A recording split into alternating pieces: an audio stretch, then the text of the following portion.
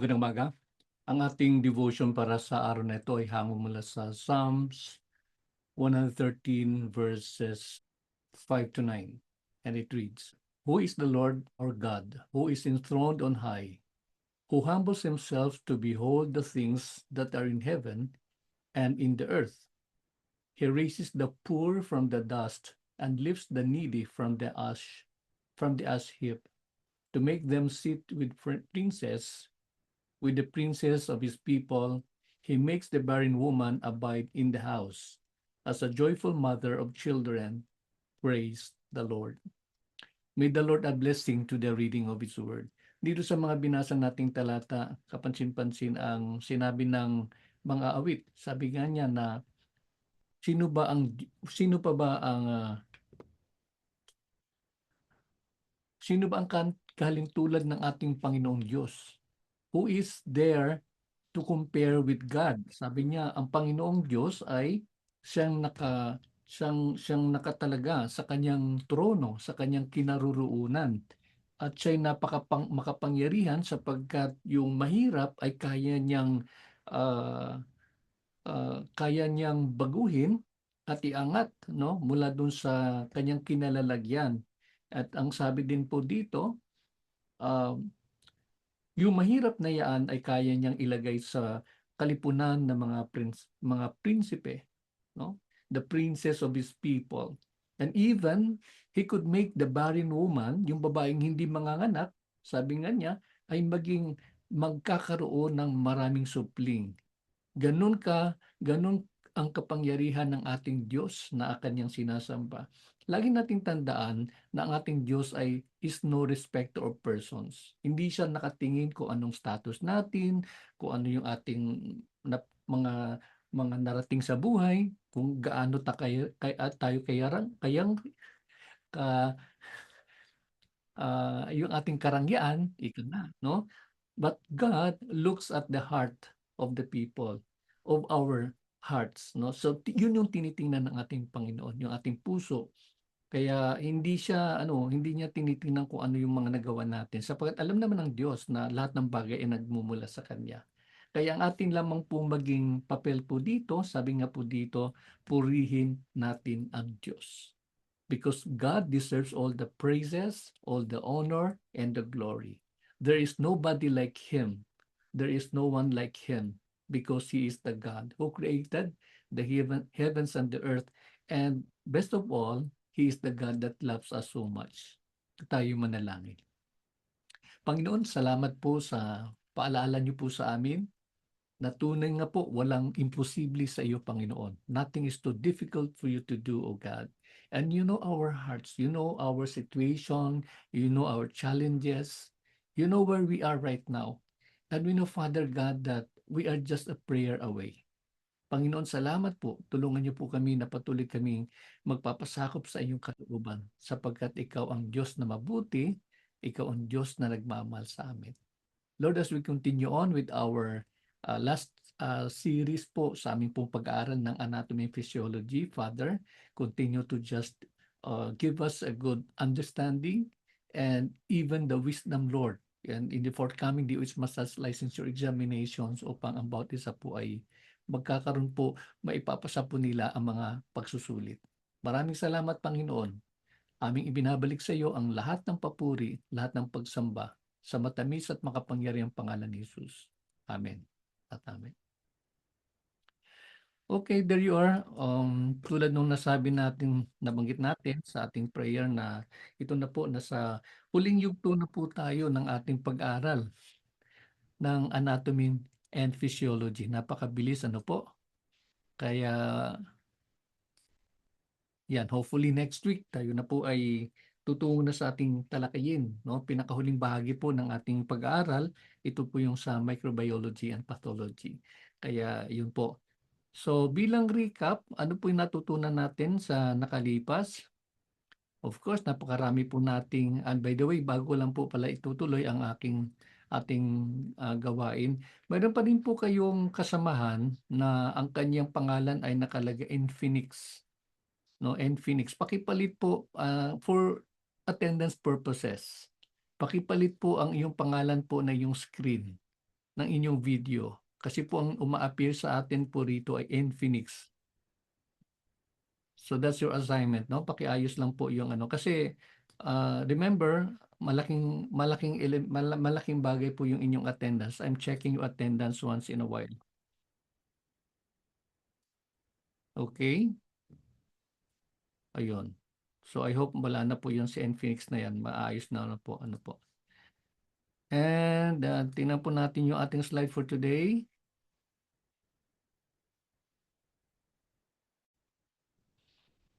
Okay, here we are.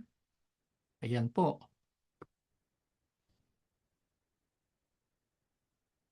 Yan. Welcome to our second to the last topic, not for today.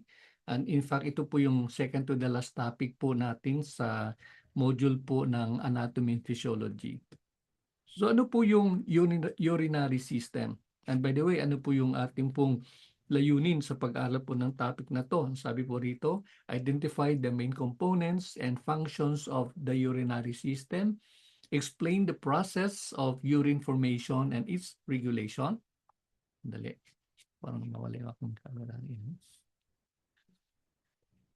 And of course, nag-add po ako ng konti about paano natin mapanatiling malusog yung ating pong urinary system. Okay, let's dive in now. Ano po yung urinary system? Sabi po dito, the urinary system is also known as the urinary tract or renal system, which consists of the kidneys, the ureters, the bladder, and the urethra. Ano po yung kanyang mga pangunahing gawain? Sabi po dito, it eliminates waste. No? Sabihin, lahat po ng liquid na waste products ay kanya pong inilalabas. No? Itinatapon niya po and regulate the blood volume or blood pressure, control the levels of electrolytes, and regulate blood pH, no, and or electrolytes. Electrolytes are minerals that carry an electric charge. So ito po yung uri po ng chemical sa ating katawan na mayroon po siyang kaakibat din pong kuryente. Okay? So, ayan po. The next thing here is, ano po yung mga organs? Ano po yung mga iba't ibang bahagi po ng ating pong urinary system tulad na nasabi natin kanina, una sa lahat, ating pong kidney. At ang kidney po, ito po ay napakahalaga sapagkat ito pong sumasala, no? It filters the blood, no? Sa ating pong ang dugo po natin ay kanya pong sinasala at tinatanggal niya anuman ang mga waste products, anuman ang mga basura, no? Ano man ang mga bagay na mga splinters of dust floating in the blood system that has to be removed, no? That causes impurities sa ating blood system. So inaalis niyo po 'yan. But also it regulates the body fluid, no?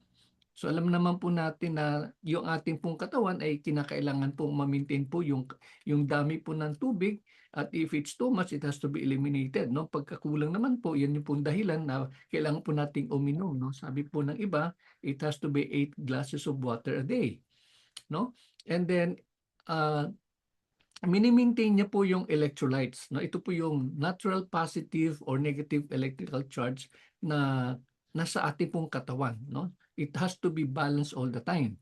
And ang ating pong kidney ay binubuo ng dalawang bahagi. No? There are two sides of the kidneys. There are two elements of the kidneys. No? Kaya asymmetrical po siya. No?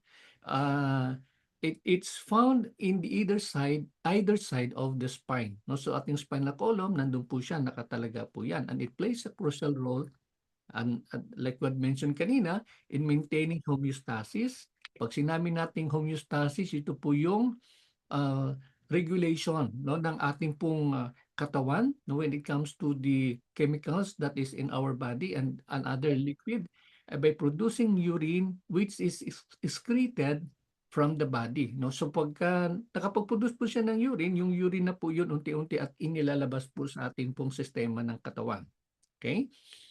At ang ating pong kidney rin po ay isang tumutulong na i-regulate yung blood pressure, yung mga hormones at tumutulong din po siyang ibalanse po yung asido na nasa ating pong pangangatawan. Okay? Yung mga kababayan natin na mahilig pong uminom ng alak, yung mga gano'n, ito po yung unang nasasalanta, 'no? Ito po yung unang tinatamaan sapagkat tulad ng sinabi po natin, sinasala niya po yung mga pumapasok na likido sa ating pong pangangatawan. So, the moment na nagkaroon na po ito ng ika nga na-overwhelm na po siya hanggang nasira na po siya, yun na po hindi na po makakakilos na maayos at magkakaroon po siya ng sandamakmak na problema sa ating katawan. Okay? Kasi wala na pong tagapagsala ng mga maruruming bagay sa ating pong pangangatawan upang ito ay dapat ma-excrete o mailabas po sa ating pong sistema. That's how important the kidney is. The next one that we can see here is the ureters. From the kidney, ang karugtong po niya, sandali. Okay. Ang karugtong po nating kidney ay yung ureter. Ang sabi po dito, this is a bilateral. Pag sinabing bilateral, dalawa po siyang manipis, no, na tubo, and ang kanyang haba po ay mula, ah, yan, yung haba po na yan ay nakakonekta po patungo sa kidney, mula sa kidney patungo sa ating pong urinary bladder. So it goes down here. Dalawa po yan, no? Ayan. Ano po yung kanyang function? Natural, ang kanya pong function ay siya po yung daluyan, no? It carries urine from the renal pelvis, which is in the upper end, in the kidney to the urinary bladder. No? So ito na po yun. Ito na po yung nasala na po siya. Ito na po yung waste products ng ating pong na-produce mula sa ating kidney. Pababa na po yan patungo po sa ating pong bladder. Okay? The next one is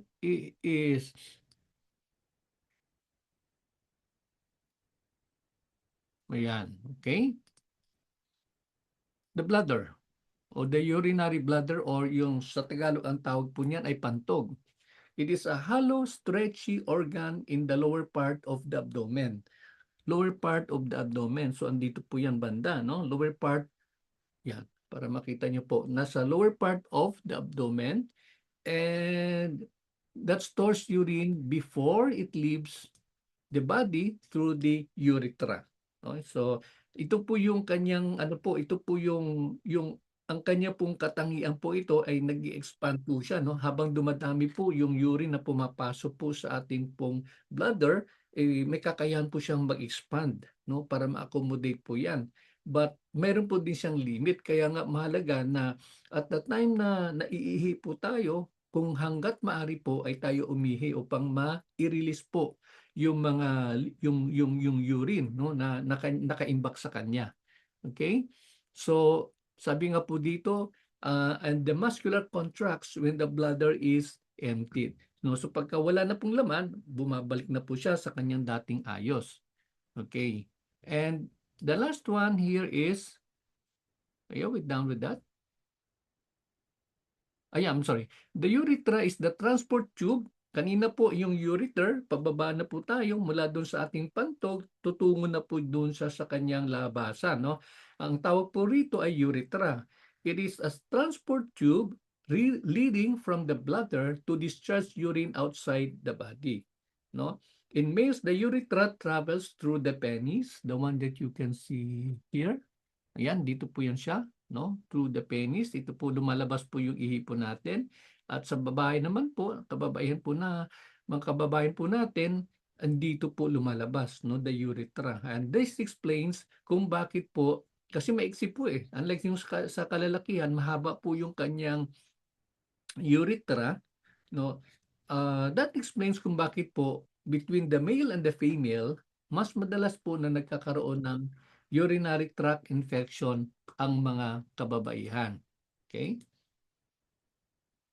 Hindi po yan kasi po minsan naririnig po natin, sabi po ng iba, nagka-UTI yan kasi umiinom ng mahilig uminom ng soft drink. Ewan ko lang kung narinig niyo na po yun. Okay? So wala po yung kinalaman sa soft drink. Ayan. Paninirang ano lang po yan sa soft drink company. Anyways, so dali meron pang pumapasok.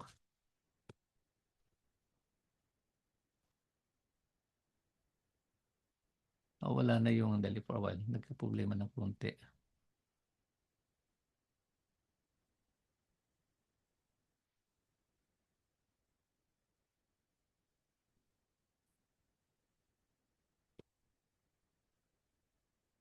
Iyan.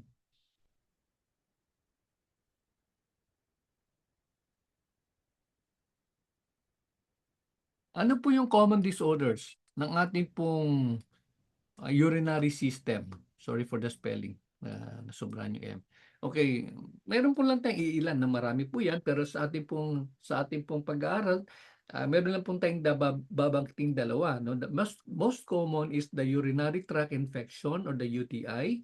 It is where the bacteria or harmful microorganism enters the urinary bladder and the urethra, and then it causes, yung nga po, nagkakaroon po siya ng infection, no? Kaya UTI, wala pong kinalaman po yan sa mga iniinom po nating soft drink. Ang pangalawa po, yung tinatawag po nating urinary incontinence. Ano po ibig sabihin ng urinary incontinence?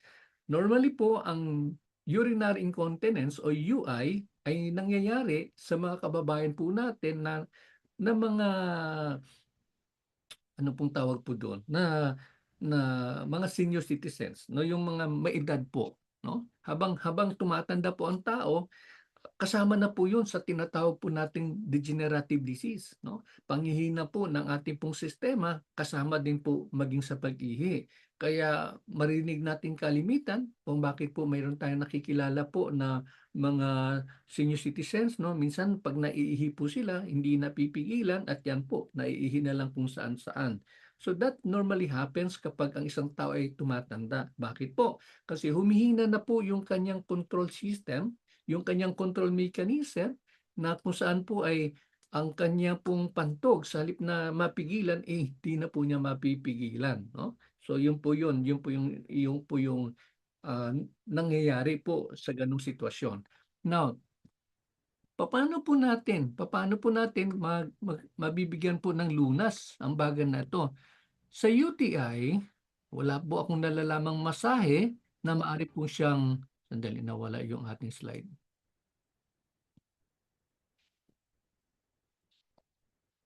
Parang nagluluko yung ating computer. Ayan.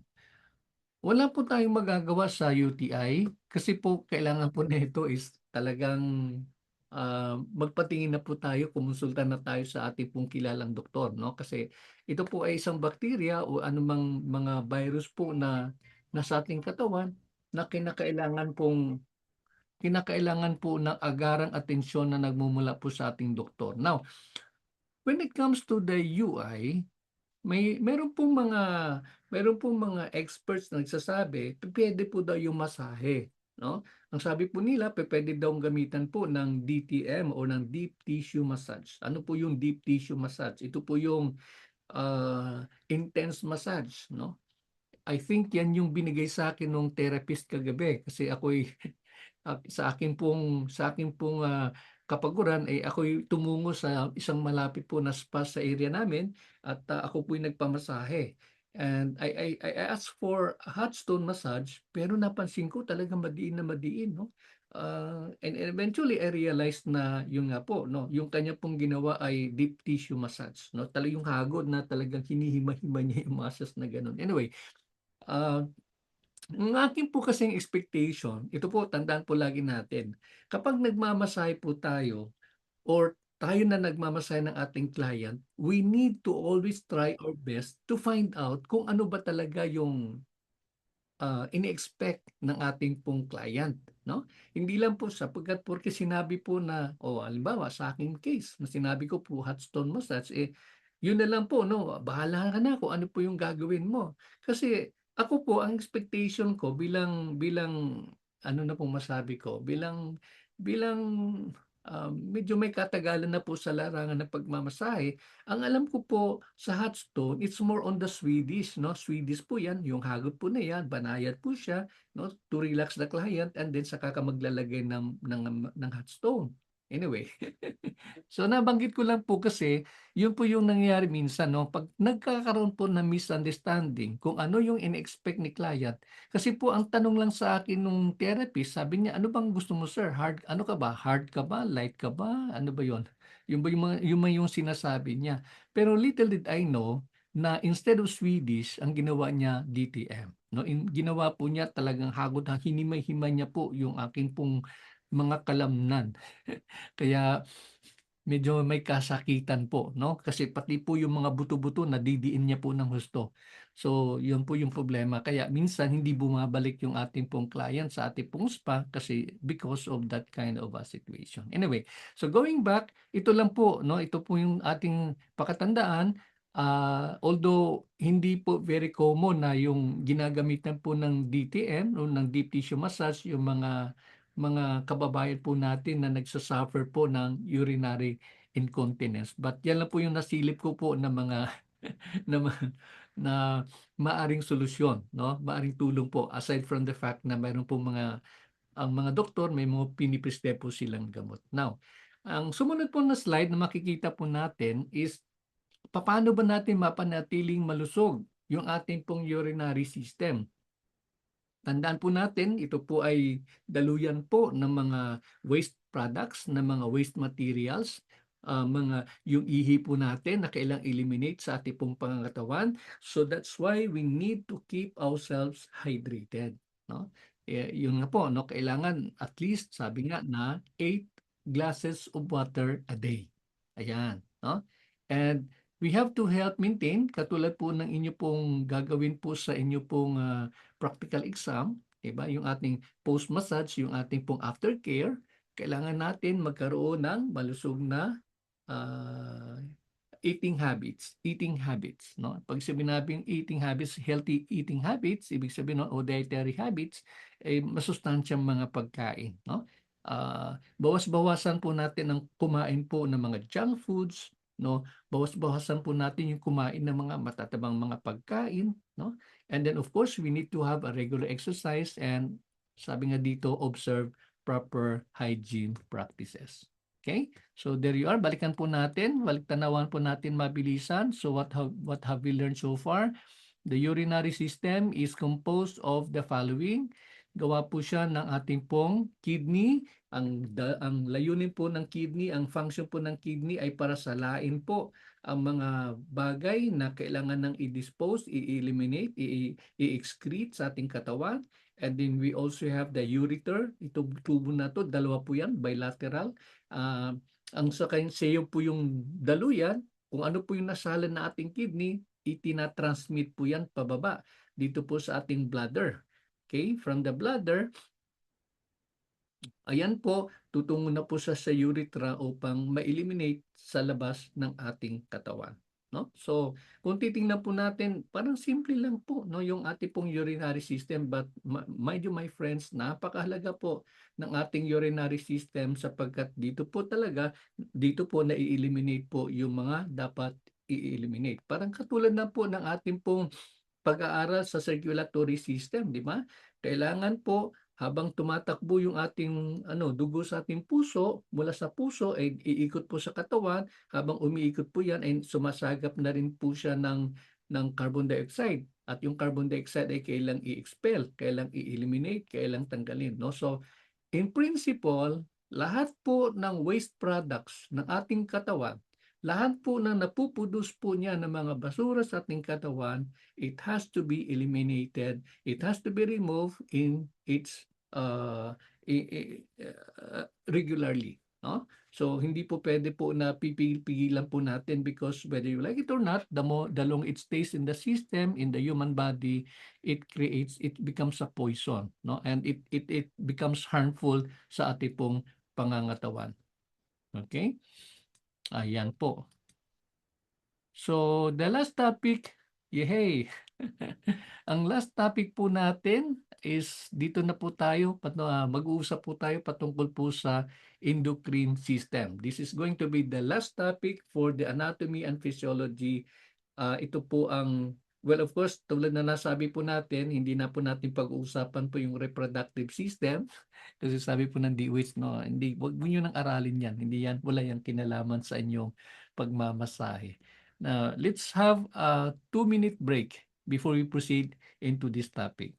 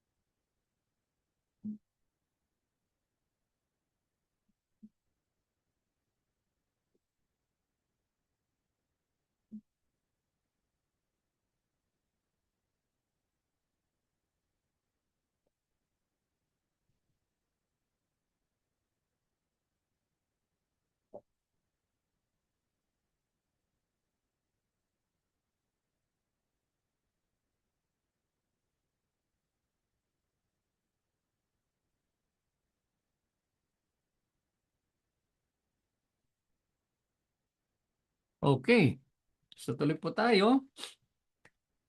Ang cute naman ng baby. Anong pangalan po ng baby mo, Haret?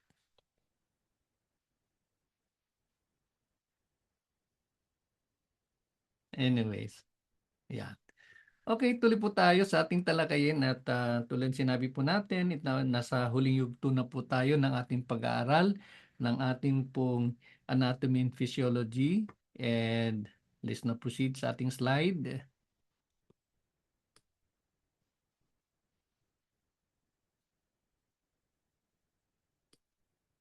Okay, there you are. The endocrine system. Have you ever wondered kung bakit po ang mga tao, iba-iba yung kanyang, ika nga, yung kanyang hugis, no? Iba-iba yung taas ng tao, may mga matatangkad, may mga maliliit, may sobrang liit, may mga ganon, ano? Have you ever wondered kung bakit po ganun po yung kanyang kalalabasan? Some might say, marami sa atin o iba sa atin magsasabi na, Sir, ano kasi yan genes, no? Nasa lahi po ng ano po yan, ng tao po yan. Pag ang lahi po nila ay matatangkad, naturalmente lahat po yan ay may katangkaran, no? Yung kanyang maging supling, yung mga anak. Kung sila naman ay maliliit, sila ay mga midget, no? Na sinasabi, ganun din, no? Kung mga magulang ay midgets, ganun din yung mga anak. Okay. Pero sa totoong buhay, ang may kinalaman po ng ganong klasing tawag nun, klasing growth, no, yung paglaki po ng tao, ito po ay may kinalaman po sa chemical na kumikilos sa katawan ng tao. And that is where the endocrine system will comes into play. Okay? Ano po yung endocrine system? The endocrine system is a network of glands and organs that produce, store, and secrete hormones into the bloodstream. Okay? So ito po ay sari-sari pong mga glandula, okay? Sari-sari pong mga glandula na kung saan ay at mga organ na kung saan ay ito'y nagpuproduce, no? Gumagawa po siya ng mga chemical na to na nasa ating katawan at iniimbak niya at sa kanya inilalabas kung kinakailangan. Okay? So the main purpose of our endocrine system, as it says here, is to regulate the body's functions. So yung mga iba't ibang gawain ng ating katawan,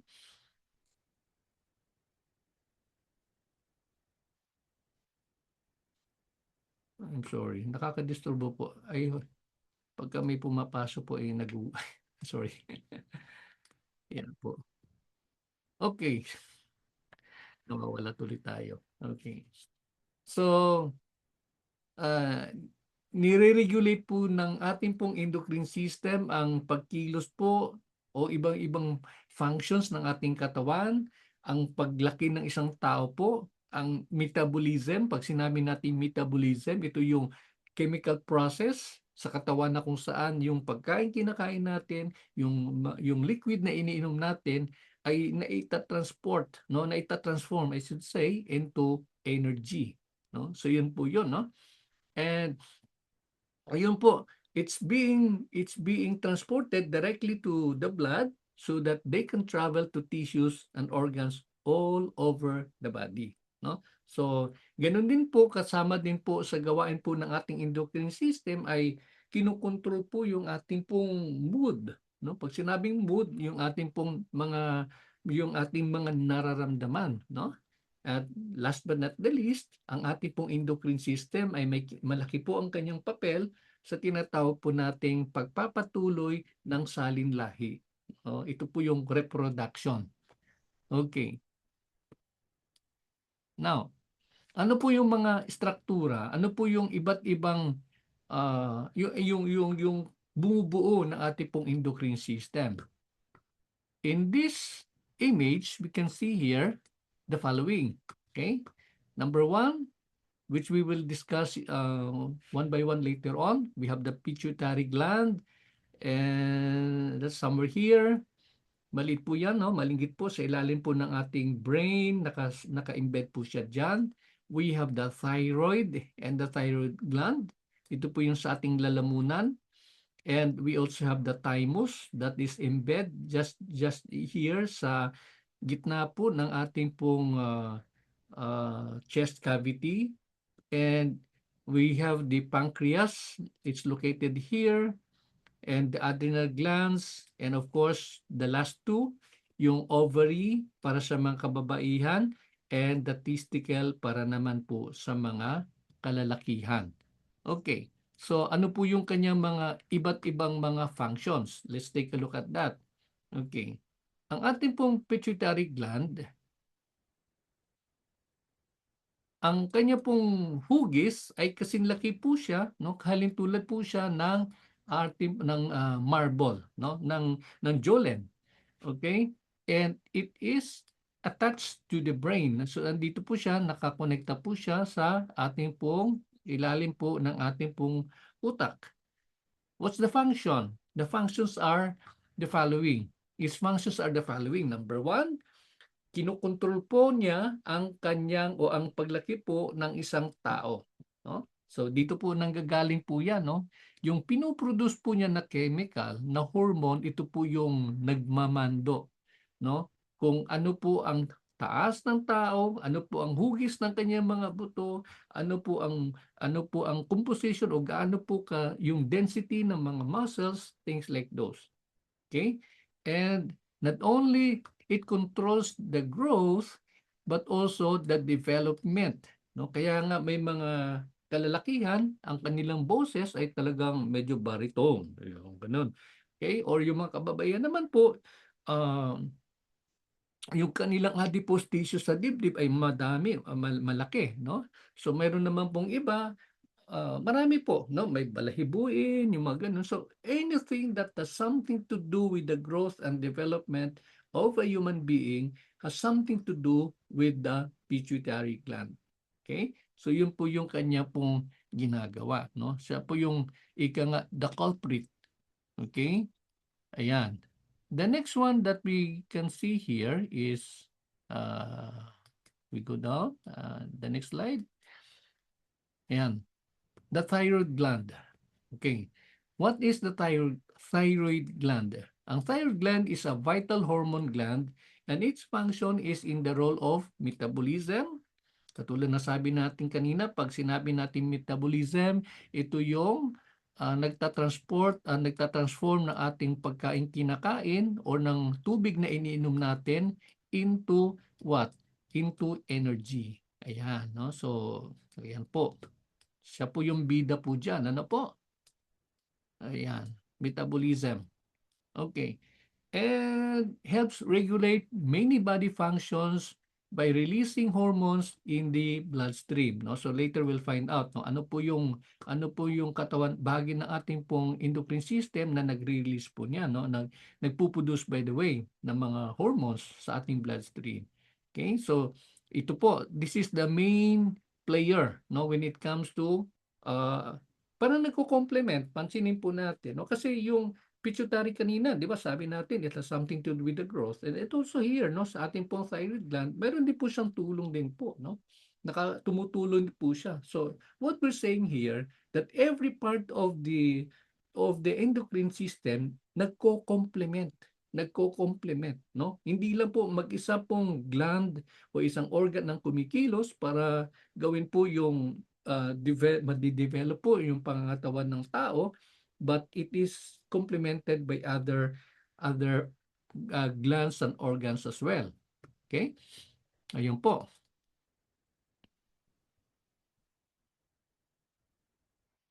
No.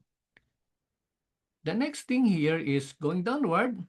And by the way, yung thyroid gland po, nasa ating pong lalamunan po yan malapit. Ano po? Sa itaas lang po ng ating pong dibdib. The next thing that we can see here is yan. Okay? The parathyroid gland. The thyroid gland is somewhere up. And beneath the thyroid gland is the parathyroid gland. No? Para. It has four marble-sized organs and found in the neck near the thyroid. No? Ano po yung kanyang function? Kung si thyroid gland has something to do with metabolism, has a role to play even sa growth and development ng isang tao, si parathyroid naman medyo specific, no? Medyo specific po yung kanya pong gawain. Ang sabi po dito, the parathyroid regulates blood calcium levels. Papaano po yan? No? By secreting parathyroid hormone to increase calcium when the levels are low. Ano po yung nagagawa po ng ating pong wow,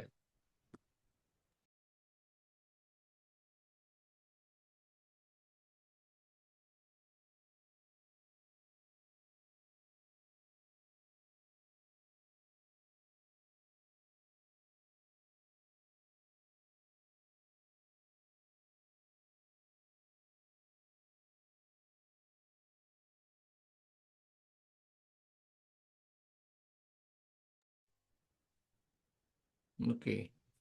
Pasensya na po, may naghanap ng ambulance. Ewan ko ba't siya tumawag sa akin. Anyway, so nasa na tayo? Si parathyroid, ang kanyang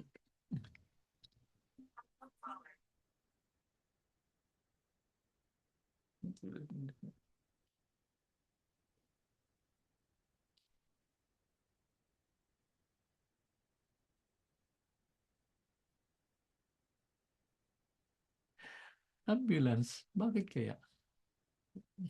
Naghahanap siya ng ambulance. Okay, may emergency siguro. Pasensya na po.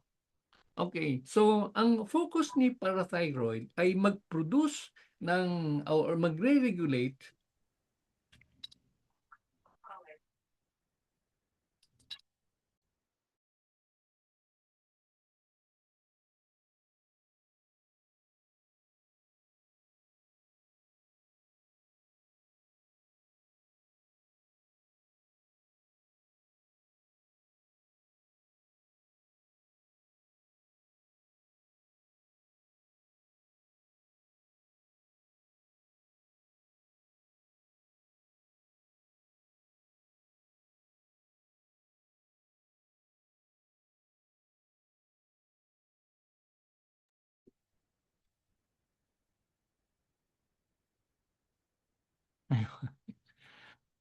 Okay.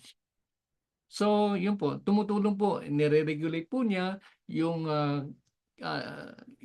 level po ng calcium, no, sa ating katawan, particularly po sa mga kababaihan po, by the way, no? Kasi po yung calcium po na yan ay siya pong may kinalaman po sa ating pong struktura ng ating pong buto. Ngayon po, pagka ang isang tao ay mayroon po siyang kakapusan ng calcium, no, calcium sa kanyang pangatawan, hindi na po nakapag-function na maayos po yung parathyroid gland po natin, naging brittle, no? Pag sinabing brittle, naging marupok po yung buto, no? And particularly po, karamihan po sa mga mapapansin po natin ay ito po yung nangyari sa mga kababayan, no? Kasi sabi po ng iba, ito pa yung kinalaman po sa pagdadalang tao, no? Kasi pag nanganak daw po ay nadideplete po tremendously yung calcium po sa katawan ng kababayan nating kababaihan. Anyway, so yun po yung pinaka-function po niyan. Ulitin po natin, pag pinag-usapan po natin ang thyroid, may kinalaman po siya sa development, may kinalaman po siya sa growth and development ng katawan ng tao, may kinalaman siya sa metabolismo, pero pagdating naman po sa parathyroid, ah, ayan, which is naka-embed po yan dito. Yung parathyroid po natin ay ang kanyang main focus lamang po ay yung pag-produce at pag-regulate ng enough calcium levels na kinakailangan po ng ating katawan. Ayan po. So, marble size po yan, 4 po yan na naka-embed dito po sa ating pong thyroid. No? Kaya nga parathyroid. Okay, so, ayan. Let's go downward. Okay. Balik po tayo kay thymus. Okay, the thymus is a small organ found in the upper chest. So yung thyroid kanina, dito po siya sa bandang sa manlalamunan, ang atin naman pong thymus ay nandito po, no? Ayan. Ano po yung function po niyan? Ayan. Si thymus has something to do with the what? Lymphatic system din, no? So, meron din po siyang papel sapagkat ito po ang ating thymus ay sa nagpo-produce ng white blood cell, gumagawa siya ng white blood cell upang tumulong para gapiin anuman ang mga harmful microorganisms na pumapasok sa katawan ng tao. Ayan po, no? So, marami po yan in our discussion po sa lymphatic system, hindi lang po thymus po, nagpuproduce po ng white blood cells, even the bone marrow and so on and so forth, gumagawa din po niyan, no? Pero sa ating pong, dito po sa endocrine system na ating pag-aaral, ito po ay isa sa mga pangunahing player, no? Producing white blood cell, producing the white blood cell or the WBC na kinakailangan upang magapi niya anuman ang mga intrusion ng mga harmful microorganisms. Now, I also noticed somewhere, sabi nga dito, it gradually shrinks after puberty. No? So, siguro nung bata pa, medyo malaki, pagka ano na po, dumadating na po sa uh, puberty stage isang tao, lumiliit na po siya, no? Gradually it shrinks. But it doesn't say na nawawala, no? Lumiliit lang siya ng bahagya. Okay? Ayan. The next one is, yes. Okay. Ano yung pancreas? Okay. Saan po matatagpuan ang pancreas? Okay. Or ang tawag po sa Tagalog, hindi po ako nagkakamali, ilapay. Okay. Where's that? Where's that? Yes, this one. Okay. So this is the image of a pancreas. Ang function po niyan, yung exocrine, no? Kasi ang dalawa po yung napupudus po na hormone sa katawan, no? Meron po tayong tinatawag na exocrine, meron po tayong endocrine. Sa exocrine side, ang pinupudus po niya ay enzymes. Ano po yung enzymes? Chemicals. Ano po yung purpose po niyan? Para ito'y tumutulong na tunawin ang pagkain na sa ating pong tiyan. Okay? So it aids in digestion, no?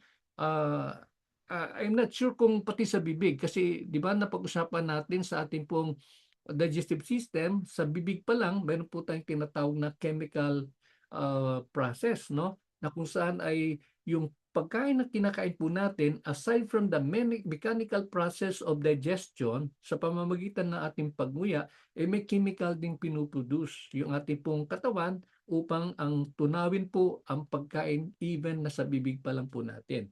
Okay.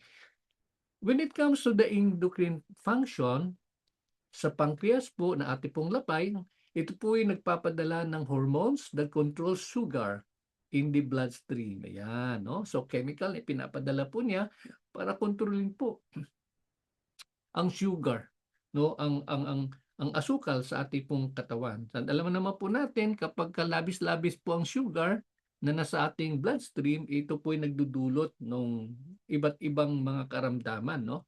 So, yun po yung nagkakaroon po ng diabetes ng isang tao po. So, pancreas has something to do in health controlling these things para maging normal at healthy ang ating pong pangangatawan. Okay?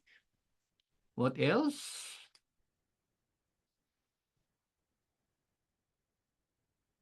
Yes. Okay. Ano pong napansin niyo po sa larawang ito? Para siyang mayroon pong kalo, no po? Yan, okay. Yan. Kanina, napag-usapan natin sa ating pong pag-aaral ng ano po, excretory system, yung ating pong kidney. On top of it, meron pong malakalo po na yellow, nandito po. Ito po yung adrenal gland. Okay? Ano po yung adrenal gland? Ano po yung kanyang gawain?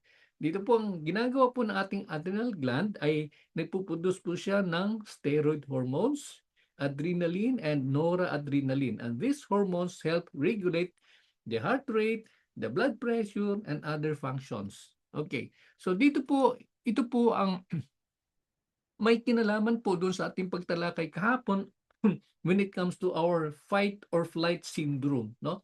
Yung nagkakaroon tayo ng adrenaline rush, no? Pagka mayroong sunog, nabubuhat po ng isang mama yung uh, freezer o yung tawag niya refrigerator. Nakaraniwang binubuhat po ng 3 tao. Pero pagka may sunog, pagka mayroong emergency, nabubuhat po. Nagkakaroon po ng lakas. So ito po ay dahilan po sa ating pong adrenal o adrenaline. Yung adrenaline rush natin ay pinuproduce po, nagpuproduce ng chemical na nagmumula po sa ating adrenal gland. Ayan, pasalamat po tayo dito po. Ano po? Ayan, nagbibigay po ng ika nga superpower sa mga tao in case of emergencies, no? Ayan. So marami pa po 'yan, pero po yung po ang pinaka-major po na function po ng ating pong adrenal gland. Okay? So I think sandali. Konting-konti na lang. Ayan, dito na po tayo, no? At pag-usapan naman po natin yung ano po, yung pagkakaroon ng salinlahi, no? Sa bahagi po ng ating pong endocrine system ay napakahalaga yung ovary. Okay. Ang ovary ay matatagpuan sa mga kababaihan, and this is one of the pair of female glands which the eggs form. Okay? So ang itlog po ay nabubuo, and the female hormones, the estrogen and progesterone are made. No? Ano po yung pinaka-function po niya? It plays an important role in the female traits. No? So yung pag-uugali, tama ba? Pag-uugali, traits, and such as the development of the breast, the body shape, no, yung hugis ng katawan, and even the body hair. No? So dito po yun, siya po yung isa sa mga main actor when it comes to this kind of development sa katawan ng ating pong kababaihan. And the next one, the last but not the least, ayan po, sa kalalakihan naman po, no? This is the testes, which is one of the two egg-shaped glands. Ayan po, egg-shaped glands inside the scrotum and also called as testicle. Okay. So ano po yung kanyang function? Ang pinaka-function po ng ating testes ay mag-produce ng sperm and testosterone na that determines the physical or the manly traits, no? Yung kalimbawa, yung boses po na baritone, yung mga ganun, no? Yung pagkakaroon po ng buhok sa mga kung saan-saan diyan, things like that. Okay? Pero ang pinaka main function po ng ating testes ay para mag-produce po ng sperm, at ito po ay katulad din po sa kababaihan na nagpuproduce po siya ng egg cell, which is very, very, very, very vital in the process of reproduction. Okay? So pag babae, ovary, pag kalalakihan po, testes. Okay. So yan po yung kabuuan po ng ating pong pag-aaral patungkol po sa endocrine system. Okay, meron pa pala siyang pahabol. Okay, yes. Tulad nung nasabi natin kanina, pahapyaw lang po. Sa totoo lang, madami-dami po itong talakay na to. At yun nga, nung ako yung nag-aaral pa, ay talagang medyo may kalituhan, no? Sa dami po. Pero we just try to simplify the whole thing kasi tulad sinabi natin, it will be a little waste of time kung pag-aralan po natin yung mga detalye na hindi naman natin ninyo ma-appreciate during the DOH Massage Licensure Examination. So, I'm just giving you the bird's eye view. I'm just giving you some ideas, ika nga working knowledge na mahalaga po para when your exam is being given, you could easily appreciate and understand kung ano po yung mga maaaring itanong po sa inyo. Pero like what we said, hindi na masyado sila concerned about the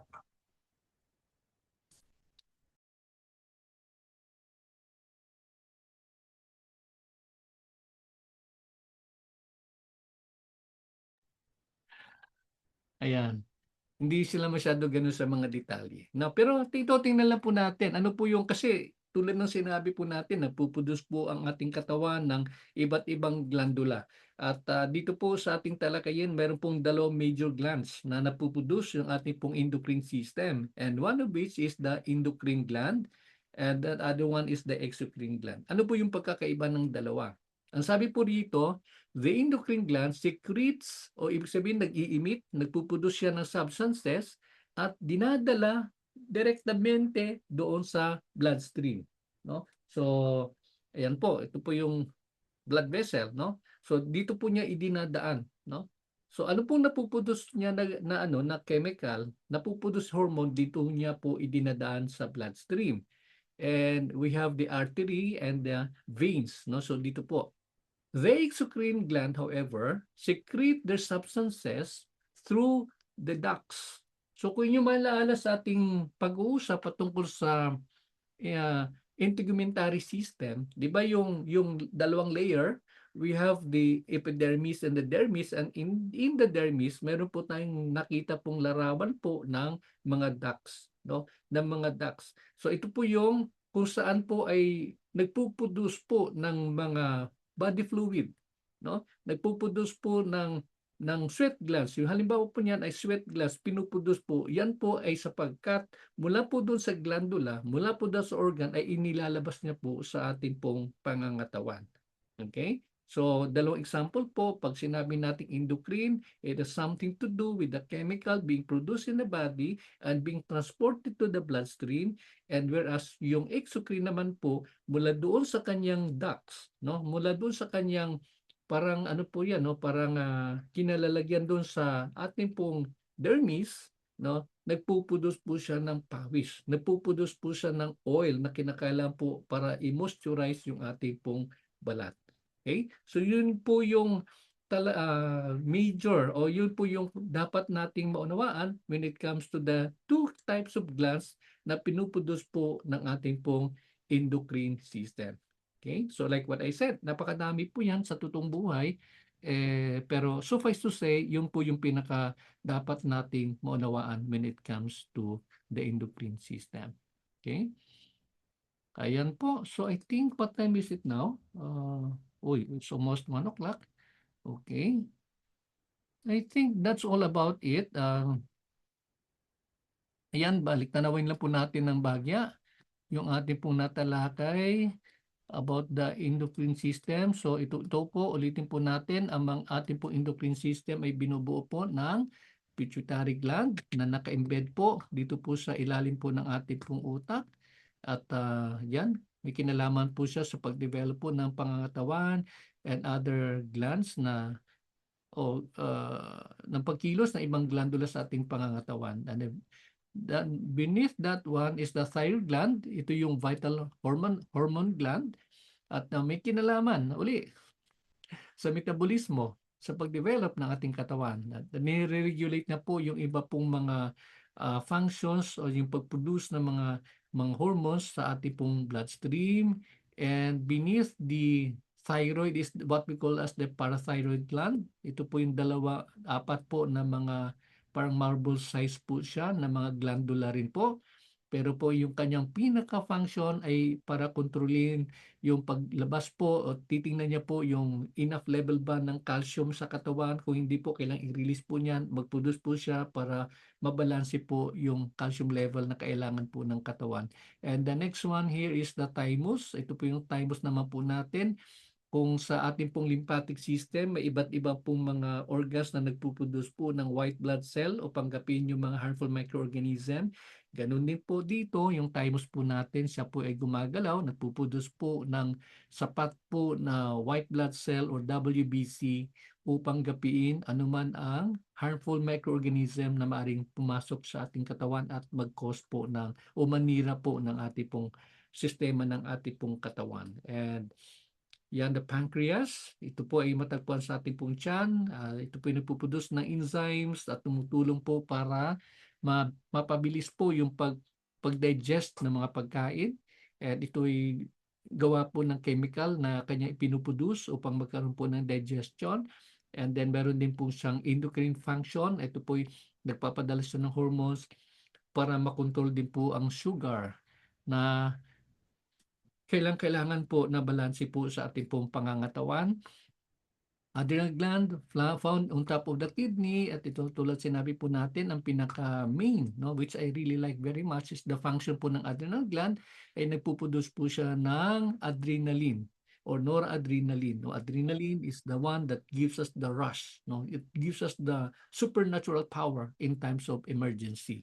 And the next one is the last two ones are the ovary and the testes. At ito may kinalaman sa reproductive system. Of course, may kinalaman din po siya sa pagkakaroon po ng ma-develop po either the female trait or the male trait na sinasabi para magkaroon po ng distinction po yung dalawa. Okay, so I think there you are. We're done with that. Do we have any questions? Okay, salamat din kay Christine. Sabi niya, thank you, sir. Okay, yan, okay. Okay, so meron po tayong tanong. Kung wala na po, I think that's all for today. And we have covered so much, no? Yung ating pong sa anatomy and physiology. Yun lang pong assignment is you try to just figure out, no, sa ating pagmamasahe, paano ba natin mai-relate, no, sa actual yung ating natutunan sa anatomy and physiology. But like what we said, is enough for us to give working knowledge, no, para pag tayo nagbasahe, alam natin na may understanding tayo kung ano man yung karamdaman ng client, no. Kagabi, balikan naman po natin yung aking pong karanasan sa isang spa. Tinanong po ako nung therapist, "Sir, ano po ba yung mga nararamdaman niyo ngayon?" Yung gano'n, ayun. Anyway, sinabi ko sa kanya, "Alam mo medyo nangangalay yung aking left leg somewhere here." Tinuro ko po 'no. Ah, ayun, hinagod niya naman pero like what I said, parang therapeutic yung approach niya, eh, 'no. So hindi lang ako nag-react kasi pinakikiramdaman ko naman siya, eh. Hindi lang ako nagre-react. Pero yung nga nakita kong gap na pagka tayo ay client, tayo nagmamasahe, mahalagang-mahalaga na we try to elicit more information from our client, no? Magtanong po tayo, ano po yung kanyang preferred, hindi lang po dapat pressure, eh, no? Kasi marami po, sabi po ng isang isang expert, mayroon pong over 100 massages in the world. Ang dami pong klase pong masahe po sa buong mundo. Ano, kaya it is wrong to assume na yung client po natin pagka may hiningi po siya, eh, yung kanyang hahanapin lang po is ano ba 'yan, itatanong natin, light ba 'yan, hard ba 'yan, or ano ba? 'No? Dapat linawin po natin kung anong massage approach ang gagawin po natin given a particular condition. Sapagkat sa ganang akin po nung ako'y nagpamasahe kaya ako pumunta dun sa spa, because I want to be relaxed. Aside from the fact na gusto ko din ma-relieve ng kaunti yung aking nararamdamang pangangalay sa aking left upper leg, 'no, sa upper leg ng left side. So yun po. Pero instead ang ginawa po sa akin ay nag-ano po siya, nag-deep tissue massage, 'no. Pero alam niyo naman po ninyo 'pag deep tissue massage may masakit po 'yan, eh. 'Di ba? Minsan nga dinala ko nag-react, pati dito diniinan niya ng gusto. Hindi ko alam kung excited siya o masyado or what, 'no? Hindi naman ano, 'yan. Kaya learning experience ko rin. That's something I also learned. No? Kung ako magmamasahe, dapat talagang suriin mo, tanungin mo. Hindi lang yung tanungin mo lang siya kung light, hard, or ano ba yon. And then, there you go. Gagawa na lang siya ng gawa kung ano na sa isip niya. Okay? So, maraming salamat. And kung kayo din po magpamasahe, you try to learn from it. Huwag niyo namang awayin yung mga therapist, no? Kasi minsan, yung iba, talagang wala namang silang ganung pagsasanay. Yung ganon, no? Kaya, we just be very kind. Huwag naman natin silang kutsain at pagalitan. Ano ba yan? Ang ginagawa mo? Ang hinihingi ko, hot stone massage, ginawa mo akong ganito, ganito, ganyan, ganyan, ganyan. Okay, so maraming salamat muli and see you again tomorrow. No, tomorrow is your quiz day. And yeah, I will be giving you 50. Tingnan ko kung kaya ko ng 50 items for your quiz. Okay? And yun po, paalala lang po sa inyo pong mga iba na may ano, you need to settle your tuition habang maaga pa po, paki-settle nyo na po kasi in the next few days, kasi ilang araw lang po yung ating pong discussion ng ating pong microbiology and pathology and baka matansya ko na po magkaroon na kayo ng inyo pong final exam, no? Magkaroon na kayo ng final exam sa written and then also I will be able to also set the deadline for your video. Ayan. Okay? Sige po. So maraming maraming salamat at mabuhay kayo. See you again. See you by Monday. Tomorrow, expect a long quiz. I am tempted to give you 50 items for your anatomy and physiology by tomorrow. Okay, that will be all. God bless and see you again next time. Bye for now.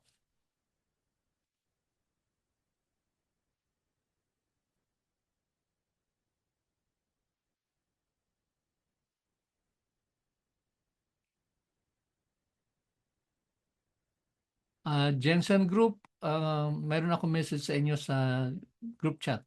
I will send you a message sa group chat. Okay, bye. God bless. God bless, sir. Thank you. Salamat po.